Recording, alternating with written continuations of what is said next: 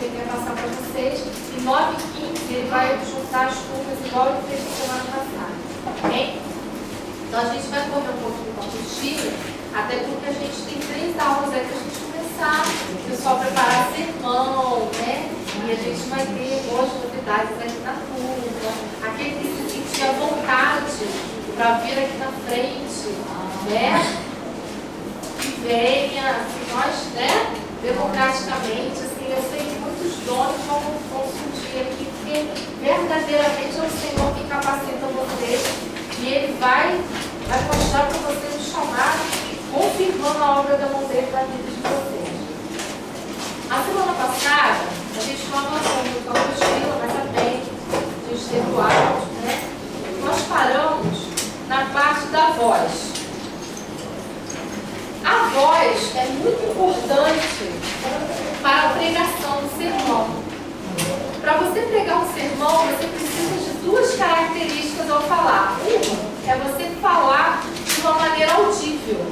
Não adianta, se você não tem uma voz potente, se você não tem uma voz que alcance todo o local, toda a assembleia que está disponível para você, o ideal é que você tenha um recurso de um microfone, uma caixa de som, para que você possa alcançar todas as pessoas da assembleia que você está ministrando.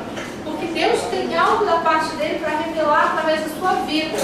Se a sua voz não for audível a todos aqueles que estão ali, uma parte daquelas pessoas vai deixar de ter um propósito cumprido. Ela vai chegar até ali, ela vai estar presente, mas ela não vai receber com plenitude da parte de Deus aquilo que você tem para transmitir, porque ela não está conseguindo ouvir a sua voz. É certo que numa sala pequena, como nós estamos agora, é bem mais fácil a gente conseguir se fazer ser ouvido por todos. Mas se a gente descer para um auditório lá embaixo, já fica o quê? Você tem que fazer um esforço maior. Quanto maior é a assembleia, maior o esforço que você tem que fazer. Então, se não é possível você ser ouvido de uma maneira natural, recorre a uma caixa de som, recorre a um microfone, mas você precisa se fazer audível a todas as pessoas que precisam ser alcançadas por aquela palavra. E a segunda parte da voz é ser entendível. E aí vem o áudio que nós ouvimos na semana passada do Moshe. Você precisa ser entendível. As pessoas precisam entender o que você está falando. Se não tivesse a legenda, muitas coisas que ele tentou expressar ali, nós não conseguiríamos entender o que ele estava falando. Porque eu não conseguiria entender que Moshe seria Moisés. Ele estava dando o recado dele, mas estava dando de uma forma entendível. Era audível, mas não é entendível. Nós percebemos que nós tivemos dificuldade. Se nós não lêssemos a legenda, a gente não conseguiria entender o que ele estava tentando passar ali na mensagem, de maneira alguma. Então a gente precisa ser audível e entendível. Aqui tem algumas práticas que são condenadas. Algumas coisas que a gente não deve fazer no momento da pregação. É a leitura incorreta, falar pela metade, falar rápido demais, não respeitar a pontuação, a acentuação. Às vezes a gente fala rápido demais ao ler um texto bíblico ou fazer uma exposição bíblica, não é nem pela nossa dificuldade na leitura, mas se nós estivermos um grau muito forte de ansiedade, a nossa tendência é acelerar. Por quê? Porque aquilo acaba mais depressa. Então, quanto mais rápido eu ler, mais rápido eu acabo e eu saio daquela situação que está me gerando um clima de estresse, porque eu estou nervosa. E todo mundo fica nervoso mesmo. O início, tem gente que já nasceu com negócio, né? Pega o microfone, difícil eu tomar dele. Mas são casos raros. Isso é quando o chamado da pessoa é aquilo ali desde criança. Igual tem uma menina aqui na igreja que ignorando o menino tem 5, 6 anos. Ignorando é uma coisa espetacular. Eu fico boba. Aquele menino tem um chamado. Aquilo ali não é natural, é sobrenatural porque ela tem daquela criança. Então existem pessoas que de uma maneira sobrenatural elas têm a desenvoltura nata mesmo, não fizeram curso nenhum e vai, fala, prega, e aquilo é um chamado natural da pessoa. Mas isso não é via de regra. Via de regra é que nós tenhamos um certo nervosismo ao nos apresentar. O primeiro trabalho que eu fui apresentar na escola de servos, aconteceu algo muito ruim. Éramos um grupo, e do grupo acho que eram 6 ou 7 pessoas, mas houve muita dificuldade em nós nos encontrarmos durante a semana, e acabou que eu e uma outra irmãzinha que tinha bastante afinidade comigo, que era da intercessão também, nós quase fizemos um trabalho sozinha. E chegou na hora de apresentar, ninguém se habilitou a levantar. Aí levantamos eu e ela. Só que a placa pulou. Não saía nada. Não saía nada. Cada uma falou assim, meia frase mal acabada, e não saiu, o trabalho não saiu. Nós fizemos, digitamos, ela digitou a metade, eu digitei a metade, então a gente teve até uma oportunidade melhor de memorizar o trabalho. Mas o nosso nível de estresse ali naquela hora estava tanto que a gente não conseguia apresentar o trabalho direito. E a gente sabe que foi ruim. E assim que acontece, mas a gente tem que não desprezar os pequenos começos. Um dia ficou ruim, depois começou a melhorar e vai melhorando. Então, se hoje não está 100%, vamos treinar. Né? Uma boa técnica para a gente treinar a nossa fala, a velocidade com que a gente fala, a maneira, o espelho é uma boa técnica, é a sua primeira plateia. Você, ao falar para o espelho, você consegue ver se você gesticula demais, se você tem uma mão habilidosa demais, porque existem pessoas que se você não segurar a mão dela, ela já não fala mais. Você vê a pessoa no celular falando e gesticulando. Então, gente, se segurar a mão dela, ela não consegue falar no celular. E são vícios que a gente não deve ter na hora de apresentar uma pregação. Você vai usar a sua expressão corporal também, porque o seu corpo fala. A sua postura já fala. E dirá a sua expressão corporal, aquela que você vai fazer voluntariamente. Porém, a gente não deve se deter a exageros. Você deve procurar um equilíbrio. Uma boa tática, hoje em dia isso é muito fácil. Antigamente, gente, lá eu não era nem nascida, a gente tinha que ter aquele gravadorzinho para ficar se ouvindo. Hoje, com qualquer celular, você faz isso. Você grava e você ouve, grava e ouve. Então você consegue ver. E nós somos críticos com a gente mesmo. Às vezes, nós somos críticos demais conosco. Às vezes nós pegamos tão pesado com a gente mesmo que a pessoa ouviu, gostou, te elogiou e você fala, não tá bom, não tá bom. Então essa técnica de se ouvir, ela é muito boa, porque você vai conseguir educar as suas pausas, você vai perceber se você tem dificuldade em ler em público, e você vai, como que você aperfeiçoa a leitura? Lendo. Se eu tenho dificuldade de ler em público, eu tenho que ler mais. Ler em voz alta. Se eu ler para mim mesmo lá no meu secreto, eu não desenvolvo. Estou sozinho? Leio em voz alta. Estou sozinho? Leio em voz alta. O ler em voz alta, ele desperta a sua habilidade de falar. Se você gravar e ouvir, você vai, poxa, isso aqui eu posso mudar. Eu preciso pausar mais um pouquinho. A minha voz é muito baixa, eu preciso aumentar. A minha voz está muito alta, eu estou gritando, eu preciso abaixar. Então, essas são técnicas boas para a gente poder se ouvir. Né? A gente se ouvindo, não sejam críticos demais, né? E vamos aperfeiçoando só aquilo que precisa. Aqui tem uma figura de uma pessoa, né, falando pelos cotovelos. A boca de tentar, nos cotovelos. Por que botaram uma mulher, eu não sei. Né? Eu não sei. Por que quando botaram falando dos cotovelos, podia ser um homem ali. Mas é uma mulher, não sei por quê. É uma mensagem que a gente precisa estatisticamente, oito palavras, a mulher são 6, de repente é por isso, né? Nossa, eu estava pensando com a pessoa, não, o meu esposo me conhece, ela falou, mas eu nunca vi, mas eu falo de você. E eu fiz chegar em casa e falo que você não, porque a gente chega e conta o dia inteiro, né? Se ele perguntar se o dia foi bom, prepara, que ele vai ouvir desde que eu saí de casa até a hora que eu cheguei. E ele sempre pergunta, ele sempre escuta. Porque eu conto tudo. O vocabulário. Todo cuidado é pouco com a quantidade das palavras que usamos no púlpito. Nem tudo que se diz nas horas de descontração, e em casa ou no trabalho, podem subir no púlpito. Devemos explicar também o significado sem usar uma palavra mais rebuscada, de preferência usar sempre uma linguagem comum a todos os ouvintes, de fácil compreensão. É obrigação do pregador saber o significado do que diz, saber, sempre evitando as gírias. O nosso objetivo na arte de pregar um sermão, ao falar um sermão, não é ganhar uma medalha em eloquência. Né? Eu não preciso procurar um dicionário para substituir umas palavras de uso comum por palavras mais difíceis só para me apresentar e puxa, a Vitória tem um vocabulário rico. Não é esse, o fundamento não é esse, o foco não é esse. O foco nunca pode ser eu. Então, o foco nunca pode ser se eu sei falar difícil, se o meu vocabulário é rico.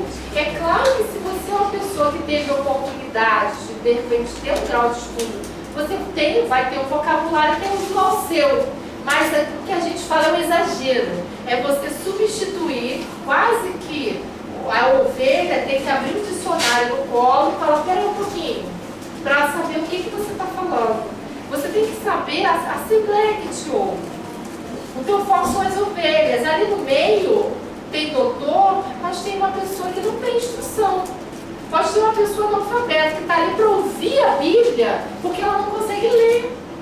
Ela não sabe ler a Bíblia. Então ela vem para o culto para poder ser ministrada, porque ela não consegue ler. Outras pessoas têm déficit de atenção. Eu já conheci pessoas com déficit de atenção que falavam assim, eu não consegui ler a Bíblia, não consigo ler, porque toda vez que eu tento ler a Bíblia, eu fico dispersa, porque eu sofro de déficit de atenção. Quando é um vídeo ou uma pessoa, eu consigo prestar melhor atenção, porque ele conseguia se concentrar mais naquilo ali. Aí essa pessoa já tem um déficit de atenção, tem dificuldade de ler a Bíblia ou não consegue ler porque não tem instrução, não é analfabeto. Vem para sua vida, Deus coloca ela perto de você para você ministrar uma palavra. Aí você vai falar da prosopopeia a pessoa vai sair dali sem ser ministrada. De repente, você pode usar uma palavra que vem, até que não seja comum vocabulário, ideal, que você explique. Se você tiver que usar uma palavra que não é uma palavra cotidiana, explique. Até porque se você usar a prosopopeia da física quântica, tudo misturado, você precisa saber o que você está falando. Eu não vou, então, porque senão vira um manual do cara de pau. Né? Eu chego ali, prego palavras super rebuscadas, e se você me perguntar para mim o que eu estou falando, não sei. Então, se eu não sei, eu preciso usar uma palavra que seja do meu vocabulário, que eu saiba explicar para você o que é. Então, assim, a gente não deve forçar um vocabulário excessivo. Fala a sua língua. Você não vai falar gíria. A não ser, às vezes, a gente está lidando com um adolescente. Então, numa situação específica, você vai usar uma linguagem mais jovial, porque você precisa alcançar um público diferenciado. Igual a gente vê pastores, exatamente que Deus preparou para lidar com os jovens e com os adolescentes. No dia que o pastor Marcinho pregou, ele disse assim, eu chorei com o testemunho do pastor Marcinho, e eu lembro que quando ele começou, ele é o pastor dos adolescentes, aí ele começou a pregar, ele não falou amém igreja, ele usou uma expressão que ele usa no gap, aí no Gera Forte agora, aí ele falou assim, gente, eu sou um pastor de adolescente. Aquela linguagem, ele usa, mas as ovelhas dele são os adolescentes. Galera, amém? Foi isso, ele falou, amém, galera? Aí depois ele falou, gente, amém, igreja? Eu sou um pastor de adolescente. Mas aquilo ali é uma situação específica que Deus dá esse dom a ele, porque ele consegue alcançar os adolescentes assim. É uma linguagem que os adolescentes compreendem. E ele precisa entender qual é a assembleia dele. E ele compreendeu. Então ele usa uma linguagem jovial porque ele é um pastor de adolescentes. cabível. Agora, a gente tem que ver qual é a situação que a gente está, qual é o público que o Senhor nos deu. Eu conheço um pastor, Sim. ele me procurou porque ele trouxe, eu tinha um CD de música gospel em inglês. Aí eu falei que não, eu falei, mas por quê? Ah, é que eu queria cantar um louvor em inglês lá na minha igreja. A igreja dele pequenininha de bairro, tem gente ali que nem sabe ler direito, não sabe. Agora o cara vai cantar louvor em inglês numa igreja dessa? É igual a igreja católica, a pessoa pregar bem em latim e ninguém entende nada. Exatamente, e era proibido pregar em outra língua que não fosse o latim. Se vontade de entendimento, eu posso até compreender que a canção é bonita, a gente pode até brincar, mas vai ser uma emoção, Ninguém vai entender porque o nada. nosso culto é racional. Então, se eu estou adorando a Deus com uma palavra que eu não sei o que significa, pode ser uma emoção de uma canção bonita, mas dificilmente vai ser um culto racional. O nosso vocabulário, ele está intimamente ligado ao número de palavras que a gente tem acesso. Então, a leitura, ela é muito importante para que você tenha um bom vocabulário. Não estou falando um bom vocabulário de palavras desnecessárias, mas um bom vocabulário para você não se tornar repetitivo. Você vai escrever um sermão e você usa sempre as mesmas expressões. E se você precisa ler mais para adquirir um vocabulário mais diverso, para que você não se torne uma pessoa repetitiva na arte de preparar os sermões. Senão a gente pode cair no vício de usar as mesmas expressões no início, no meio, no desenvolver, na conclusão. E você pode diversificar a mensagem. Isso você adquire através do quê? Do conhecimento de uma quantidade boa de palavras. Da onde que ela vem? Da leitura. Leia muito. Leia muito a Bíblia em primeiro lugar. Leia muito livros que vão edificar a sua vida. Livros que vão te inspirar. Se você quer ministrar sobre um assunto, você precisa respirar aquele assunto no almoço, no jantar, no café, porque a boca fala daquilo que você vai estar cheio. Então eu não posso querer ministrar algo que eu não me preparei. Se prepare. Deus, ele vai usar, ele vai te dar a unção, mas você precisa se preparar. O ideal é um vocabulário comum a todos, de fácil compreensão e que a maioria das pessoas sabe o significado. Se você usar esse tipo de vocabulário, vai evitar até a necessidade de você estar interrompendo o seu sermão para ficar explicando o que você está falando. Porque isso também vai desconcentrar você, você pode se perder no desenvolver da mensagem, toda hora parando para explicar algo. Então, se você já usar uma palavra que todo mundo vai compreender, você vai desenvolver o seu sermão, início, meio e conclusão, sem ter que ficar parando para dar explicação daquilo que você está falando que ninguém compreende. Aqui o pastor Carlinhos colocou até engraçado, o caminhão aberto. Essa mochila foi ele que fez, nem peguei ela. Eu tenho uma, que é essa que eu trago, os comentários que eu trago é da minha mochila pessoal, mas essa eu fui vendo ela aos poucos, depois que ela colocou. Ele botou aqui o vocabulário do aluno do doutorado. O disacarídeo de fórmula C14, aqui hidrogênio 22, oxigênio 11, obtido através da fervura e da evaporação da água, do líquido resultante da prensagem do caule da gramínea, sacaros oficinaram, isento de qualquer outro tipo de processamento suplementar que elimine suas impurezas, quando apresentado sob a forma geométrica de sólidos reduzidas, dimensões arestas retilíneas configurando pirâmides truncadas de base oblonga e pequena. Então, isso aqui, você vê, o que a gente consegue compreender isso aqui? Que dava para escrever no inexistente. Compreender. Aí vem a tradução disso aqui, o vocabulário do aluno do mestrado. É o mesmo texto. A sacarose, extraída da cana-de-açúcar, que ainda não tenha passado pelo processo de purificação e refino, apresentando-se sob a forma de pequenos sólidos, tronco piramidal de base retangular, impressiona agradavelmente ao paladar, lembrando a sensação provocada pela mesma sacarose produzida pelas abelhas em um peculiar líquido espécie nutritiva. É a mesma mensagem. É a mesma mensagem. O vocabulário usado pelo aluno do doutorado, o vocabulário de baixo usado pelo aluno do mestrado é exatamente a mesma mensagem. Qual é a diferença entre os dois? A primeira a gente não consegue entender. A falando, porque ele usou linguagens que são comuns à nossa compreensão, que são de fácil acesso, comum a todos. Então, é perfeitamente possível você compreender isso. Dá licencinha. Tem alguém com um carro Renault? Sandero? Aí. Ainda não. Não? Ainda não. Tem receio. Aí vem aqui, o vocabulário do aluno da graduação. O açúcar, quando ainda não submetido à refinação e apresentando-se em blocos sólidos, pequenas dimensões de forma piramidal, tem sabor deleitável de secreção alimentada sabemos. Todavia, não muda suas proporções quando sujeito à compressão. Aí vem o último, que é o vocabulário, não, ainda tem mais aqui. O ensino médio. Açúcar não refinado sobre a forma de pequenos blocos tem sabor agradável do mel, porém não muda de forma quando pressionado. O ensino fundamental. Açúcar mascavo em tijolinhos tem sabor adocicado, mas não é macio ou flexível. E o vocabulário popular. Rapadura é doce, mas não é mole não. Então, esse texto, ele mostra toda a diferença que o vocabulário faz. Né? A gente chegou desde o doutorado, que a gente nem consegue compreender, porque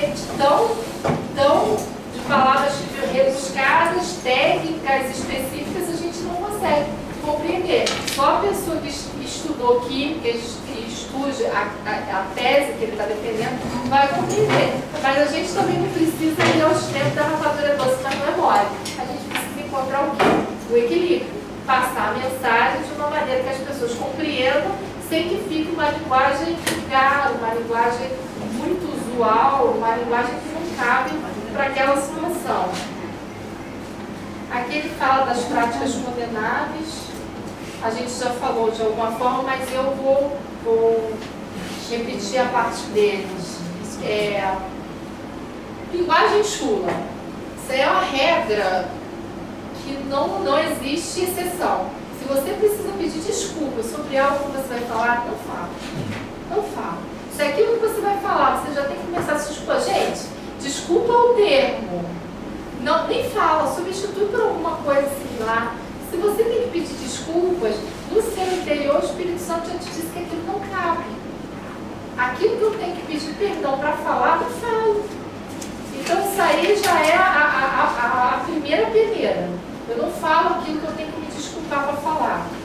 Vícios de linguagem, a gente deve evitar. Ainda que no nosso dia a dia, muitas vezes algum deu uma escapulidinha, né? Que é o famoso subir para baixo, subir para cima, descer para baixo, entrar para dentro, sair para fora. Esses são vícios de linguagem que a gente deve evitar. Palavras impróprias. Aí está aqui, além dos palavrões, que não cabe, né? Não existe palavrão de crente. Não existe. Crente não fala palavrão. Não, é palavrão de crente. Crente não fala palavrão. Então tem que se converter, tem que mergulhar mais um pouquinho, porque saiu rápido da água. Você ainda está falando palavrão, precisava ficar lá embaixo na piscina mais um pouquinho. Existem palavras que, apesar de não ser para palavrão, compromete o ambiente espiritual do culto. Para essas, a regra é, se for extremamente necessário dizer, use o termo técnico. O que a gente está querendo passar com essa expressão? A gente não sabe aonde o Senhor vai levar cada um de nós aqui, o que Deus tem. Nós já tivemos aqui arenas para mulheres, já tivemos cultos valentes. Em algumas arenas para mulheres já foi abordado questões, ou até para casais, que entram questões na área o quê? Sexual. Já houve arenas para as mulheres aqui, eu já vi que foi uma sexóloga. Só que você vai tratar de um assunto, mas você precisa ter um termo apropriado para tratar.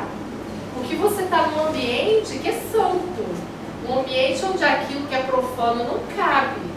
E todas as coisas, elas têm palavras cientificamente próprias para você utilizar nessa situação. Então, se Deus te levar amanhã a ministrar, e quem dá aula para casais aqui, quem já passou pelo curso de casados, sabe que a gente tem uma aula, pelo menos até a última apostila, a apostila está sendo refeita, mas a gente tem uma aula que fala sobre intimidade. Uma das aulas é intimidade. Não cabe numa aula dessas, ainda que o assunto seja intimidade, e a gente está tratando a intimidade do casal, porque um casal precisa ter intimidade, senão esse casamento ele vai ter problema, a gente precisa saber como falar. Porque se eu não tiver a expressão certa para falar, eu comprometo o ambiente espiritual daquilo.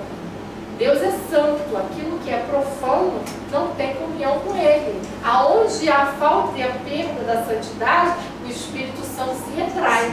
E se nós queremos que o Espírito Santo movimente aquelas vidas, equilibre aqueles casamentos, dê uma vida com uma intimidade saudável para aqueles casais, nós precisamos abordar aquilo que é necessário, mas sem perder a essência daquilo que é puro, usando as palavras cientificamente corretas, se você tiver que tratar desse assunto. Amém? Então esse termo aqui, de usar o termo, de usar o termo técnico, quer dizer exatamente isso. Toda hora eu vou e volto, não sei por quê, está acontecendo comigo. Meu dedo hoje está nervoso. A retórica, deixa eu ver aqui onde que eu parei. Ah, tá. Eu vou ter, aí ele vai falar da eloquência mais embaixo. Aqui fala da retórica. Na aula passada a gente falou, né, dos termos que compreendem o sermão, que é a oratória, a retórica. A retórica é a arte do bem falar. É o resultado da união da experiência e uso da técnica. É intimamente ligada à oratória e à dialética. Faz com que o orador se comunique com mais eloquência, com mais elegância ao falar, expressando as suas ideias de uma forma mais polida e mais eficaz, aumenta a capacidade dele de convencer o povo sobre a mensagem.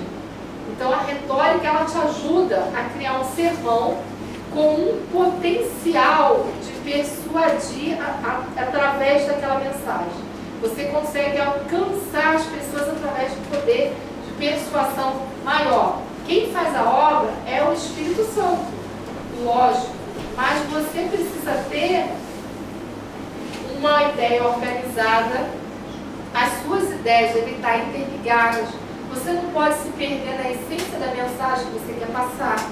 Às vezes, a pessoa vai preparar um sermão, nós vamos preparar um sermão, aí usa muito texto.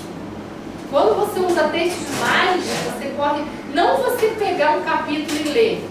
Se você vai tratar sobre aquele capítulo, você pode usar isso no início do sermão. Você pega aquele capítulo, lê, e aí você vai desenvolver. Você já leu o texto, você vai desenvolver em cima daquela leitura. Mas existe um tipo de pregação no que você vai desenvolver, e à medida que você vai desenvolvendo, você vai colocando o versículo, como uma pregação temática, por exemplo. A gente vai ver isso nas aulas mais pra frente.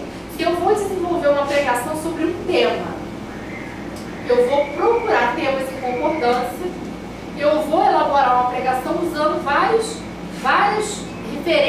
referenciais bíblicos que estejam em concordância com aquele tema, que ilustre a minha mensagem biblicamente, com o respaldo bíblico daquele tema. Só que se eu começo a botar, eu falo, dou uma referência, outra, eu posso correr o risco, se eu inserir texto demais nos entremeios da mensagem, eu posso correr o risco de me perder na mensagem. Eu posso citar versículos demais e acabar saindo do foco. Então a gente precisa colocar aquilo que é necessário para fazer um sermão com início, meio e fim equilibrados.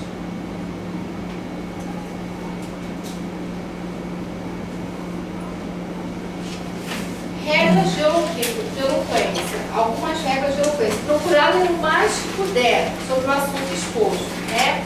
Deus vai te dar o principal, mas a busca pela excelência é sua. A responsabilidade pela busca da excelência é sua. E essa excelência, a gente não está falando de usar palavras rebuscadas, vocabulário médio. Excelência é o quê? Na qualidade daquilo que você vai transmitir como mensagem. Deus vai te dar o principal, Ele vai te dar aquilo que aquele povo necessita, ou isso já vai ser comunicado antes, quando você receber o seu convite para pregar, amém? Mas é o que? É um congresso que vai falar sobre finanças. Amém. Né? Cada um tem o seu chamado. Quando eu falo assim, deixa eu falar uma coisa para vocês, nem todo mundo tem um chamado para pregação. Nem todo mundo. Isso é fato.